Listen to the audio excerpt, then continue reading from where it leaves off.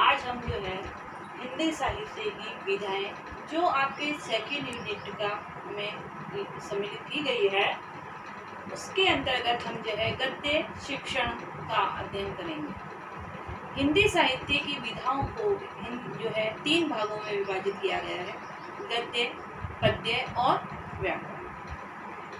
गद्य जो है, गद्य ज्ञान की कसौटी का लेखन कहा जाता है, जिसके माध्यम से लेखन की कसौटी को परखा जा सकता है, जिसमें व्याकरण के नियमों का शुद्धता का पूर्णतः ध्यान रखकर लेखक अपने साहित्य की रचना का सृजन करता है। गद्य साहित्य का संबंध जो है ज्ञानात्मक पक्ष से अधिक होता है, क्योंकि इसमें जो भी वर्णन किया जाता है उसमें ज्ञान तत्व की प्रधानता होती है, बुद्धि तत्व की प्रधानता होती है। ठीक है। पद्य जितना भी काव्य है, हमारे साहित्य का जितना भी काव्य है, कविता है, प्रबंध काव्य, महाकाव्य, उन सब को पद्य के अंदर सम्मिलित किया जाता है और इन सब की भाषा को एक नियम में बांधने का काम जो करता है वो व्याकरण करता है। इस प्रकार से जो है साहित्य की 3 विधाएं प्रमुख रूप से मानी गई हैं। गद्य को लेखन की कसौटी कहना संगत होगा कि जो लेखन कार्य किया जाता है, यदि गद्य साहित्य में किया जा रहा है तो इसमें लेखन की कसौटी, लेखक को कसौटी की परख होनी चाहिए, अर्थात लेखन का जो भी महत्व है, जो लिखने के लिए जिन जिन तत्वों की जिन ज्ञान की आवश्यकता होनी चाहिए वो उस लेखन गद्य साहित्य के लेखन के अंतर्गत सम्मिलित किया जाता है।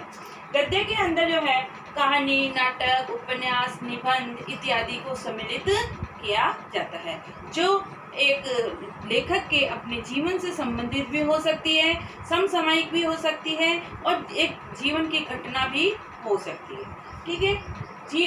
इस प्रकार से जो गद्य साहित्य है उसके जो है 4 क्षेत्र बताए गए हैं।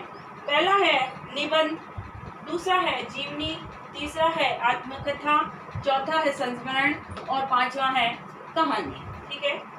निबंध जो होता है, निबंध के भी जो है 4 प्रकार बताए हैं, वर्णनात्मक निबंध, विवरणात्मक निबंध, विचारात्मक निबंध और भावात्मक निबंध।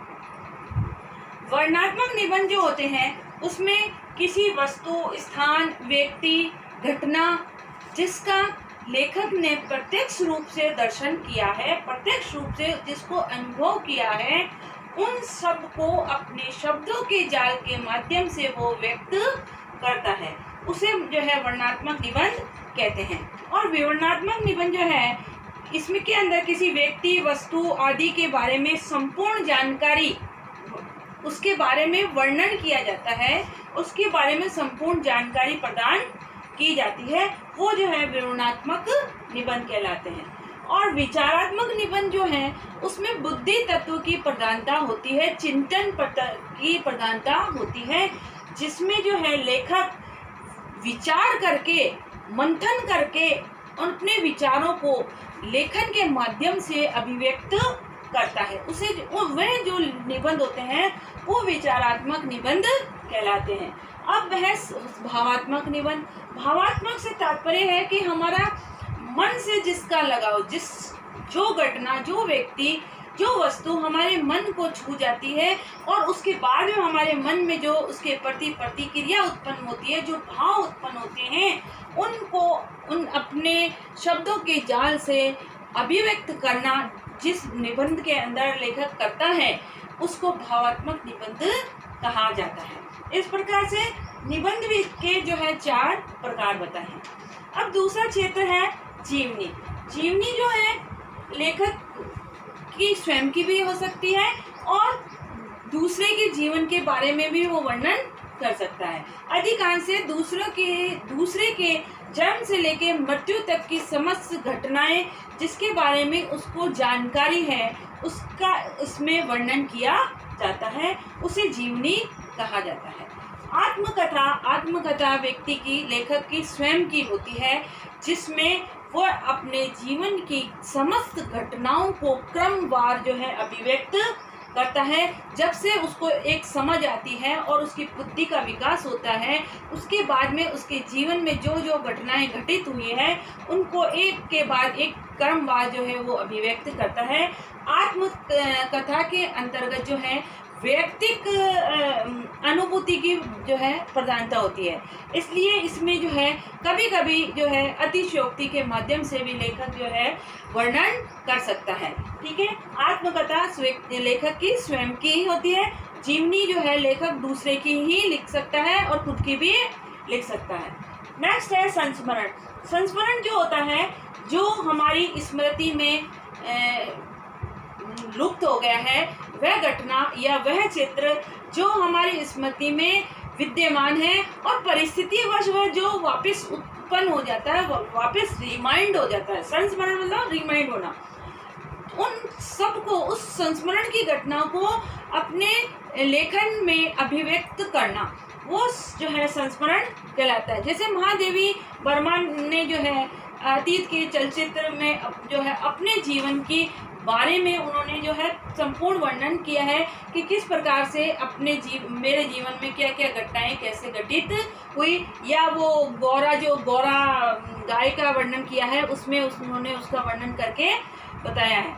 तो संस्मरण अपनी स्मृति के आधार पर जो हो किया जाता है। और कहानी लघु विधा होती है, जिसमें जो है नए नए मनोरंजन के क्षेत्र है, कहानी का नैतिक मूल्य है, सत्य के आधार पर आधारित है, ऐतिहासिक कहानी है। इन सब में जो है एक उस समय की प्रथा का, उस समय के रीति रिवाज का, उस समय के प्रभाव का जो है मनोरंजन रूप में जो है प्रस्तुतिकरण किया जाता है। इसको जो है कहानी कहते हैं। ठीक है, अब हम जो है गद्य के उद्देश्य, गद्य शिक्षण के क्या उद्देश्य हैं, इसका अध्ययन करेंगे। इसमें पहला उद्देश्य बताया है कि छात्रों के शब्द भंडार में वृद्धि। जब हम गद्य साहित्य का अध्ययन करते हैं तो हमारे शब्दकोश में, शब्द के भंडार में वृद्धि होती है। नए नए शब्दों से हम अवगत होते हैं और उन शब्दों को हम हमारे रूटीन की भाषा में, बोलचाल की भाषा में प्रयोग करते हैं। इस प्रकार से कहा जाता है कि छात्रों के शब्द भंडार में वृद्धि के लिए गद्य साहित्य की महत्वपूर्ण विधा है। इसके अंदर जो है लेखक लोकोक्ति, मुहावरे इत्यादि सब का प्रयोग करके बालक के जो है भाषा ज्ञान को समृद्ध बनाने का प्रयास करता है। आज का आपका गृह कार्य का प्रश्न है, गद्य शिक्षण किसे कहते हैं और इसके प्रमुख क्षेत्रों को बताइए।